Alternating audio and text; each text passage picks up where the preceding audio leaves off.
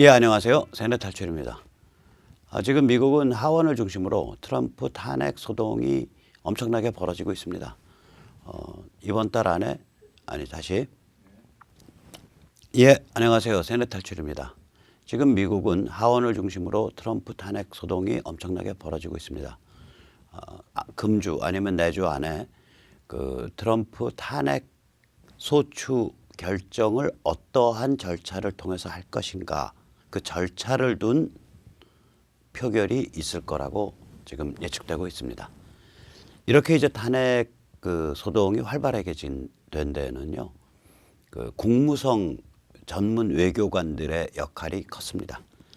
우리나라 박근혜 대통령의 탄핵은 조중동, 조선중앙통화 포탈, 조중동 포, 그리고 김무성, 유승민과 같은 당시 집권당 범털, 그리고 헌재와 같은 이제 법조계, 즉 다시 말하자면 언론, 다음에 정치권, 법조계의 힘에 의해서 이루어졌는데, 미국은 지금 탄핵 소동이 언론, 그 다음에 정치권 하원이에요. 상원은 공화당이 지배하고 있기 때문에 난망하고요. 탄핵이 가결되기가.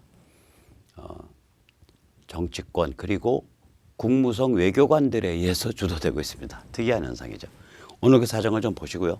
이게 우리한테 무슨 의미를 가지는지 한번 되돌이켜서 살펴보기로 하겠습니다.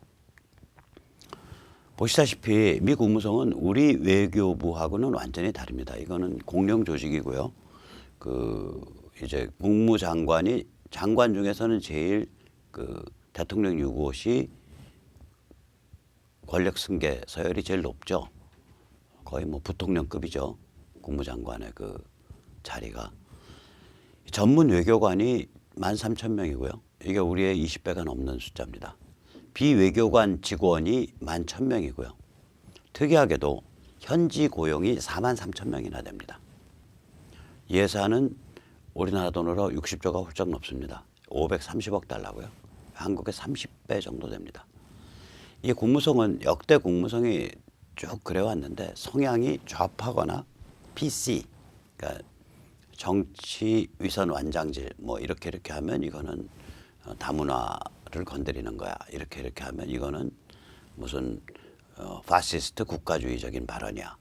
뭐 무슨 발언을 하면 그건 인종주의적 발언이야. 뭐 이렇게 해서 그 낙인을 찍어서 이 사람들의 입과 행동에 자크를 채우는 것.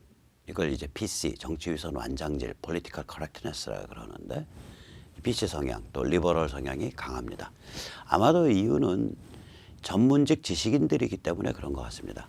아시다시피 전문직 지식층에 있어서 이 좌파, PC, 리버럴 성향은 악명이 높죠. 이게 수십 년 동안 이른바 우파, 이른바 보수, 이런 쪽은 이 전문 지식, 그러니까 인문학과 사회과학에 있어서 거기서 열세를 면치 못해 왔었습니다. 그 문제에 대해서는 따로 제가 다루겠습니다. 왜 그런가? 그리고 앞으로도 그럴 것인가? 이 문제가 있는데, 결론적으로 말씀드리면 앞으로는 한 10년, 20년 지나면 그렇지 않게 될 것이다 라고 저는 감히 전망합니다. 우남 이승만도요, 이런 이야기가 있습니다. 우남 이승만 최대의 적은 공산당이 아니라 미 국무성이었다. 이렇게 국무성이 두고두고 속을 썩이는 그런 전문직 집단입니다. 네, 이제 무슨 상황이 벌어졌냐, 이걸 한번 좀 자세히 살펴보기로 하겠습니다. 이 길리아니, 트럼프의 개인 변호사죠. 길리아니가 이제 나이가 지긋한 사람인데, 이 사람이 좀 욕심을 냈어요. 그래서 길리아니가 이제 공을 세우겠다고 한 건지, 조 바이든 그리고 그 아들 헌터 바이든, 이게 이제 그 우크라이나 석유 회사에 이사를 했거든요. 그 아들이, 이 아들이 PF 운영하면서 그 PF에 중국 돈 1조 2천억 원 이상 받은 걸로 아주 악명이 높죠. 이 헌터 바이든이 그 우크라이나 석유 회사에 이사를 했는데, 그때 이제 말하자면 부패 혐의가 있어요. 이 부패 혐의에 대해서 조사를 우크라이나 정부로 하여금 조사를 시켜야겠다. 이렇게 이제 길리아니가 생각을 하고, 우크라이나를 엄청 접촉한 거예요. 이 영감님이. 그래서 잡음이 막 나기 시작한 거예요. 그래가지고 이 영감님이 우크라이나를 막 들쑤시고 접촉을 하니까 주 우크라이나 미국 대사 마리 요바노비치라는 그 여성 외교관이 있습니다. 그 우크라이나 대사였는데 이 아마 여성 외교관이 이 길리아니에 대해서 협조를 안 했겠죠. 저 같아도 협조 안 합니다. 그러니까 이제 길리아니가 그 요바노비치는 힐러리 클린턴 같은 사람이다. 아마 우크라이나 수도가 키예프일 텐데 요바노비치 is 힐러리 클린턴 sitting in 키예프 뭐 그런 그러니까 키예프에서 사는 힐러리 클린턴이다. 그런 식으로 이제 공격을 한 것 같아요. 그러니까 트럼프에 귀에대고 베개 밑 송사를 한 거죠. 그래서 여차저차해서 아무튼 2019년 5월 즉 지금부터 한 5, 6개월 전에 마리 요바노비치가 본국에 소환돼서 해임됩니다. 그리고 나서 이제 우크라이나 신임 대통령 젤렌스키한테 7월에 한 3개월 전에 트럼프가 전화를 하면서 바이든 부자에 대해서 조사해달라고 말을 한 거예요. 그것까지는 문제가 아닌데 문제가 이제 뭐가 될 수 있냐면 이 400억 불인가 500억 불 군사 지원이 있어요. 미국의 우크라이나에 대한. 그거를 트럼프가 의회 승인해 놨는데 집행을 안 하고 틀어쥐고 있었다고요. 이 틀어진 이유는 트럼프 측 주장은 우크라이나에 만연되어 있는 부패를 청산하겠다는 확고한 의지, 확고한 조치를 취하기 시작하면 바로 집행하겠다.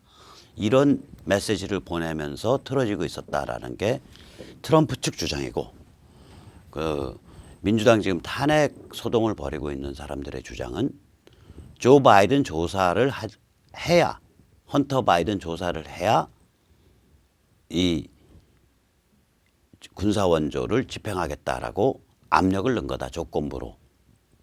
이게 이제 조 바이든, 헌터 바이든 조사에 대한 조건부로 압력을 부당하게 행사한 거다. 이게 이제 민주당 쪽 이제 트럼프 탄핵 소동을 하고 있는 사람들의 주장입니다. 아무튼 이제 그 요바노비치라는 이제 전직 주 우크라이나 미국 대사가 며칠 전에 미 하원에서 증언을 했습니다. 그리고 여기서 또한 현직 국무부 부장관 존 설리번도 불려 나와서 상원에서 증언을 했어요. 그리고 미 하원은 전직 미국 그러니까 백악관 안보보좌관 볼튼에 대해서 증언을 추진하고 있고요. 이 와중에서 미 하원은 또한 백악관 변호사 아이젠버그의 증언을 추진하고 있고요. 또 미 하원에서 증언하도록 되어 있는 팀 모리슨 백악관 NSC 전문 연구원이 최근 사임을 했어요. 이제 막 소용돌이가 막 치는 거예요. 이제 탄핵 소동이 막 치는 거죠. 자, 그런데 이제 이게 보면은 그 요바노비치 사건은 결국 대사를 불러서 하루아침에 해임을 시킨 거기 때문에 국무부 전문 외교관들의 반 트럼프 감정이 지극히 격앙되어 있는 상태입니다. 이 격앙되어 있는 것은 한국의 조중동이 놓칠 리가 없죠. 그래서 중앙일보가 이 전직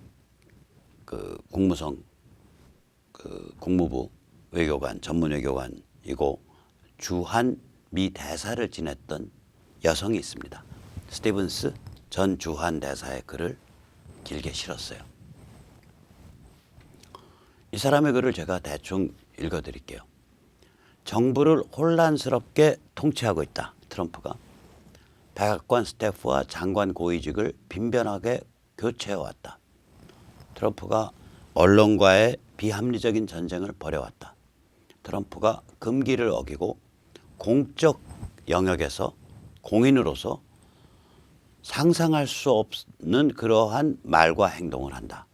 이렇게 이제 스티븐스가 비판을 하고 그 비판의 핵심 포인트 중에 하나는 시리아 북부 미군을 철수함으로써 그 매티스도 이 때문에 사임을 했고 하원은 철수 결정을 354대 60으로 반대한 바 있고 이걸 통해서 동맹에 대한 국제적 믿음을 상실했으며 러시아만 좋은 일 시켜줬다. 또한 트럼프는 우크라이나 통화권으로 하원 탄핵 결정 가능성이 높아졌다. 상원에서도 탄핵을 결정해야 한다.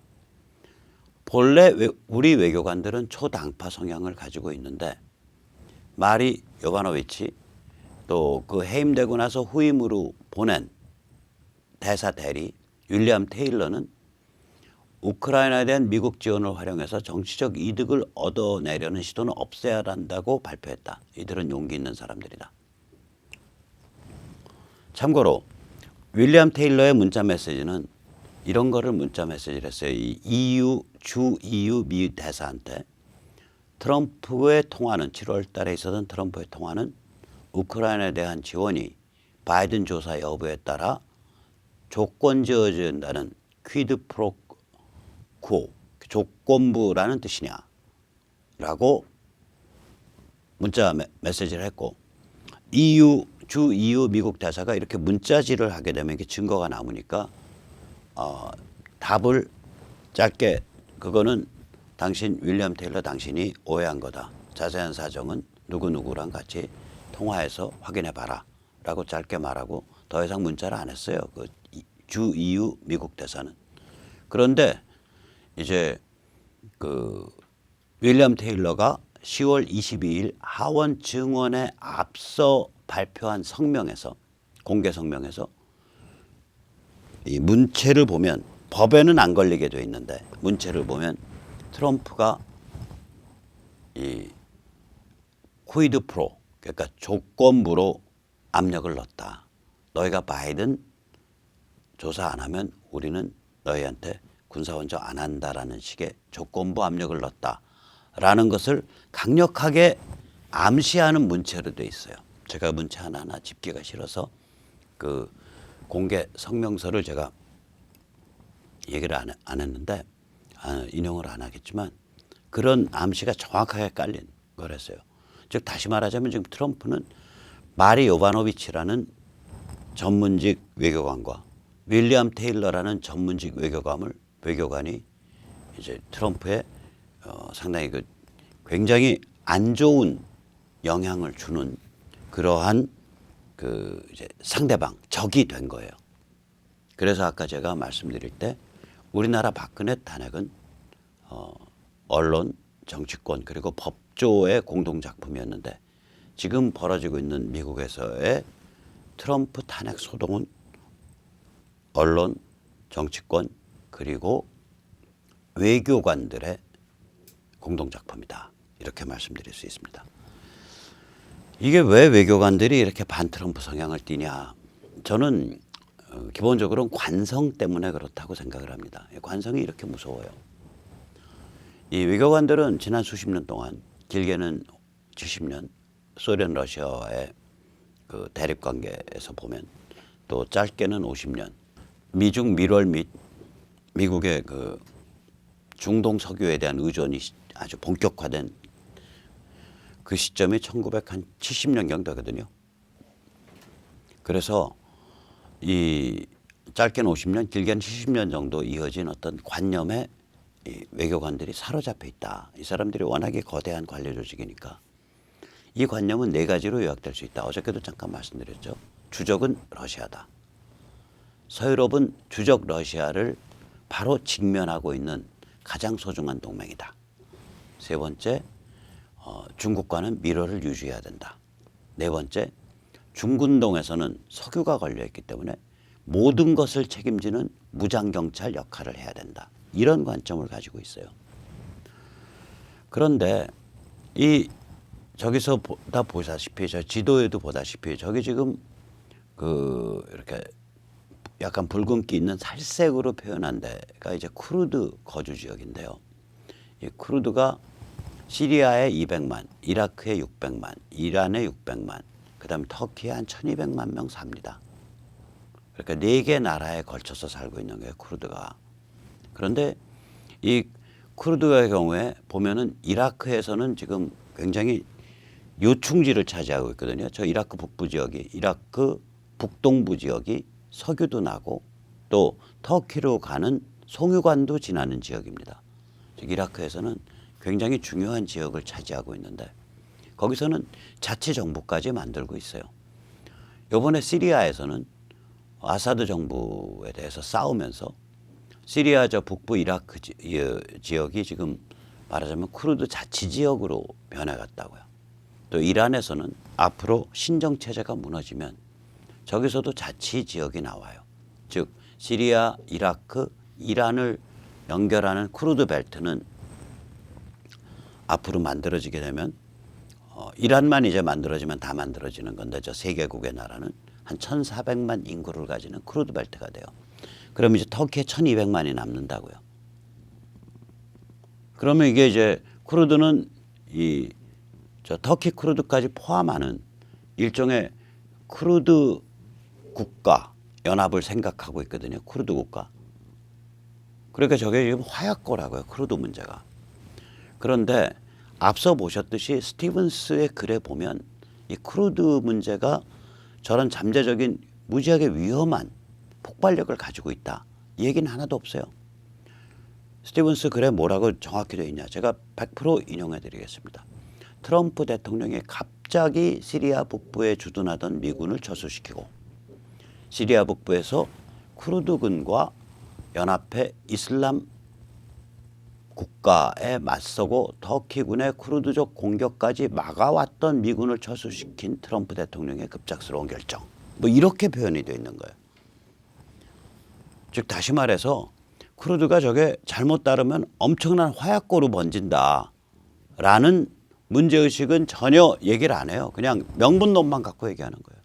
미군이 쿠르드랑 같이 해서 시리아 아사드 정부랑 싸웠는데 이제 그거를 우리가 어떻게 헌시작 버리듯이 버리냐 뭐 이런 소리만 하고 있는 거예요. 그러니까 이 사람들 관점은 주적은 러시아고 서유럽은 가장 소중한 동맹이고 중국과는 미를 해야 되고 중동에서는 전지전능한 무장경찰 역할을 해야 된다. 뭐 이런 관점인 거예요.